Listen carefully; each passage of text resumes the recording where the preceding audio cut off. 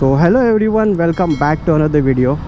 And guys, इस वाले video में हम लोग बात करेंगे ड्यूक 250 जनरेशन 3 डेली यूज़ के लिए सही है क्या नहीं है, लॉन्ग टर्म के लिए यूज़ कर सकते या नहीं कर सकते भाई। इस वाले वीडियो में हम लोग बात करेंगे। तो बहुत सारे लोगों के मन में एक सवाल आता होगा कि भाई आप लोग इसके ऊपर इतना सारा पैसा इन्वेस्ट कर रहे हैं तो क्या सही रहेगी ये लॉन्ग टर्म के लिए।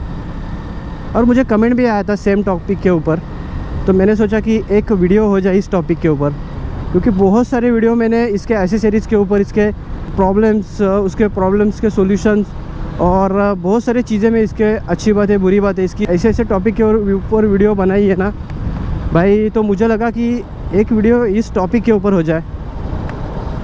तो मैंने एक कमेंट आया था तो उस टॉपिक के ऊपर एक बोला वीडियो बना दूँ एक, और मेरा जैसे कि पर्सनल एक्सपीरियंस है तो मैं आपसे शेयर करता हूँ इस वाले वीडियो में। तो चलो मैं शुरू करता हूँ वीडियो, आपको एक स्टेप बाय स्टेप बता देता हूँ कि आप यूज़ कर सकते हो लॉन्ग टर्म के लिए या नहीं कर सकते। ठीक है, पहली बात बोलूँ तो लॉन्ग टर्म के लिए ये बाइक बनी ही नहीं है गाइज़। मतलब आप डेली 100 या 150 किलोमीटर अप डाउन करते हो तो आपको ये परवड़ने वाली नहीं है, क्योंकि अगर आप लोग ने एक 100 का पेट्रोल डाला इसमें और आप एक 5-10 किलोमीटर की राइड कर रहे हो तो आपका फ्यूल ख़त्म होने वाला है। इसका फ्यूल रिज़र्व है 3 लीटर का, तो आपको रखना ही है कंपलसरी 3 लीटर पेट्रोल, नहीं तो आपका फ्यूल इंजेक्टर ख़राब हो जाएगा। तो कंपलसरी आपको 3 लीटर इसमें पेट्रोल रखना ही है। पकड़ के चलो, आपको 3 लीटर पेट्रोल इसमें भर के रखना ही है। कि लोग ने 100 का पेट्रोल डाला तो आपको फटक से 5-10 किलोमीटर चलाया अपनी गाड़ी तो आपको फ्यूल रिजर्व आने वाला है। फिर आपको लगेगा कि भाई पेट्रोल ख़त्म हो गया।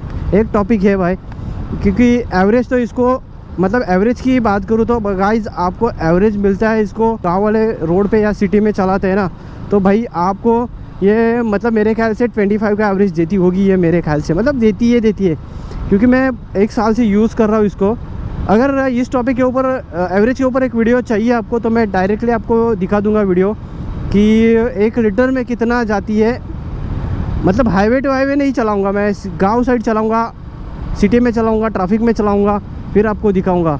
तो गाइज़ ये एक टॉपिक है कि आप इसको है ना, इसको आप लॉन्ग टर्म के लिए यूज़ कर सकते हैं, डेली के लिए यूज़ नहीं कर सकते। मैं तो अभी डेली के लिए यूज़ कर रहा हूँ, जहाँ पे मुझे मतलब 5 किलोमीटर जाना रहेगा, मेरा ऑफिस का काम रहेगा, तो मैं इसको यूज़ करता हूँ। तो भाई पेट्रोल का खर्चा बहुत है इसका, मतलब 390 से कम है थोड़ा, बट है पेट्रोल फ्यूल का खर्चा इसमें। और एसेसरीज़ की बात करो तो टायर भी बहुत सारे महंगे आते हैं। 6000 का पकड़ के एक चलो टायर, और अगर आपने स्टील ब्रेस का टायर डाला तो पकड़ के चलो 7, 7.5, 8 का आपको देखने को मिल जाता है। तो एक ध्यान रखना है कि अगर आपको डेली यूज़ के लिए बाइक लेना है, इलेक्ट्रिक बाइक लो या फिर 125 सीसी लो या फिर 150 FZ ले लो, पल्सर 125, बहुत सारे मार्केट में। आप थोड़ा सा उसके ऊपर फोकस करना, फिर उसके बाद में बाइक खरीद लेना डेली यूज़ के लिए। 200 सीसी 250 सीसी बाइक काम की नहीं है डेली के लिए, जैसे कि NS Pulsar 200 250 Duke daily use के लिए नहीं बनी है, क्योंकि भाई बहुत खर्चा हो जाता है पेट्रोल का। तो ध्यान रखना है कि गाइज़ ये चीज़ आपको नहीं करनी है, डेली यूज़ के लिए आपको लेना नहीं है ये बाइक, नहीं तो बाद में आप पछताने वाले हो। क्योंकि देखो मैं भी डेली के लिए यूज़ करता हूँ, और अगर आप कहीं पे भी मतलब कभी कभी राइड पे जा रहे हो इसको लेके तो ठीक ठाक है, बट डेली के लिए यूज़ नहीं कर सकते आप। क्योंकि देखो मैं डेली के लिए यूज़ करता हूँ ना, तो इसका टायर भी ख़राब हो गया जल्दी। मतलब देखो 8000 किलोमीटर के बाद में इसका टायर ख़राब हो गया। एक दिक्कत का कारण है, एक डिसएडवांटेज है इसका कि अगर आप डेली के लिए यूज़ कर रहे हो तो आपका टायर भी ख़राब होने वाला है जल्द में। अभी मेरा फ्रंट वाला भी गया, देखो 13,852 किलोमीटर चला है बाइक, और फ्रंट वाला भी टायर मेरा गया, अभी पूरा डेड हो गया। मतलब अभी अगर 500 किलोमीटर और भी चला लूँ ना तो बहुत मुश्किल से चलेगी ये। ठीक है, और डेली के लिए यूज़ क्यों नहीं है गाइस, देखो इतनी बड़ी आप सीसी बाइक ले रहे हो, डेली के लिए यूज़ कर रहे हो, फिर खर्चे भी बहुत आने वाले हैं इसको। क्योंकि देखो अगर आप ये बाइक खरीद रहे हो लॉन्ग टर्म के लिए, 30,000 40,000 50,000 किलोमीटर चलाया ना गाड़ी, फिर थोड़ा ना बहुत कहीं ना कहीं आपको थोड़ी सी दिक्कत होती है बाइक के अंदर, और एक अलग सा साउंड क्रिएट करती है गाड़ी इंजन में से। अभी भी मैंने देखो अभी फर्स्ट सर्विस हो गया मेरा, और मैंने अभी इसको चला चुका हूँ ऑलमोस्ट 5-6 हज़ार किलोमीटर हो गया मेरा। तो भाई एक इंजन में से अगर धूप में चलाओ ना तो आप भाई बहुत दिक्कत तो होती है इसके ऊपर।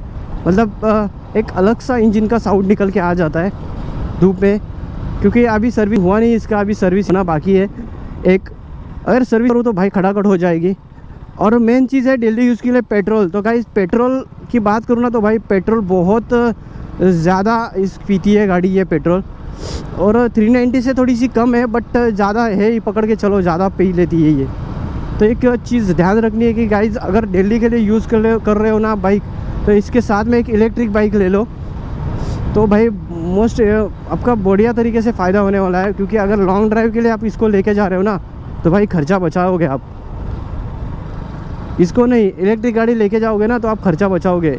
अदरवाइज़ देखा जाए तो गाइज ये है ना भाई, फ्यूल के मामले में थोड़ा सा आपको एवरेज सिटी में एवरेज कम निकल के देती थी, बट आप जैसे हाईवे पे जाओगे ना तो भाई आपको कितना ज़्यादा एवरेज निकल के दे देगी ये। तो ये ध्यान रखनी है कि अगर आप लॉन्ग टर्म के लिए यूज़ कर रहे चाहते हो बाइक तो इसके ऊपर मत जाओ, कौन सी दूसरी बाइक ले लो। अभी एक्सट्रीम 250 आ रही है, वो बेटर हो जाएगी आपके लिए डेली यूज़ के लिए। तो गाइस ध्यान रखना कि अगर आप डेली यूज़ के लिए लॉन्ग टर्म के लिए ले रहे हो तो भाई थोड़ा सा दूसरे बाइक की तरफ जाना, क्योंकि इसके खर्चे बहुत है। मतलब देखो पेड सर्विस आपकी आ जाएगी ना तो आपको दिखने वाला है बखूबी क्या इसकी असलियत है। तो अभी 3 सर्विस हुआ नहीं मेरा, तीसरा सर्विस है। तीसरे सर्विस के ऊपर आपको एक वीडियो देखने को मिल जाएगी। लॉन्ग टर्म के लिए आप यूज़ करना चाहते हो बाइक तो मत ख़रीदना इसको। उसके लिए आपकी पॉकेट एकदम गर्म होनी चाहिए। आपको 100-200 का पेट्रोल नहीं भाई, इसको फुल करना पड़ेगा। जब भी पेट्रोल ख़त्म हो जाएगा तभी का तभी फुल कर लो, एक बार झंझट मिटा दो। ऐसा करना पड़ेगा आपको, तभी जाके आपका पेट्रोल का मंथली चलने वाला है, वीकली चलने वाला है। 20 किलोमीटर्स 10 किलोमीटर्स अगर जॉब दूर कर रहे हो तो भाई आपको परवड़ने वाली नहीं है बाइक। उसके लिए मैंने बोला कि आपको आपका पॉकेट एकदम गरम होना चाहिए, ये की दिक्कत है बस। बाकी आपको इसमें पावर देखने को मिल जाती है अच्छी, भगाने में अच्छी मिल जाती है। हाईवे टू हाईवे राइड कभी कभी आपको घूमने के लिए लेके जाना है तो भाई आपको इसमें मज़ा आने वाला है।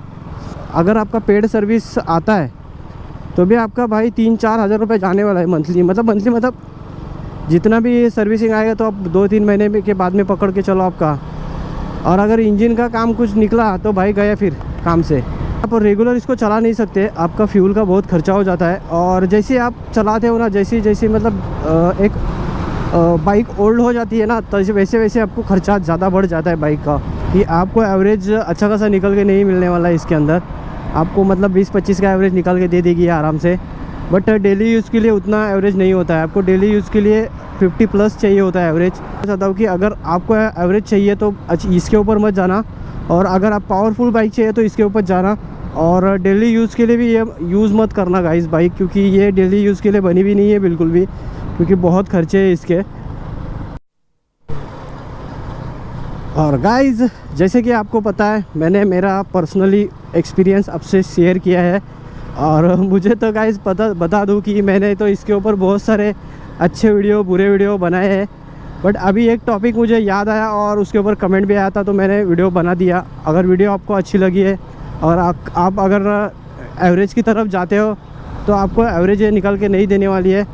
और आप अगर एवरेज चाहते हो तो हीरो होंडा यामाहा की बाइक ख़रीद लो 150 सीसी, और एक्सट्रीम 250 आर भी आ रही है तो गाइज़ थोड़ा वेट करना, वो भी खरीद सकते हो। आपको अच्छा खासा एवरेज निकल के मिलने वाला है उसके अंदर। गाइज़ वीडियो अच्छी लगी तो लाइक करना, शेयर करना, और मोस्ट इंपॉर्टेंट चैनल को सब्सक्राइब कर देना। मिलते हैं अगले वीडियो में, तब तक take care, bye bye, peace out, ride hard and ride safe.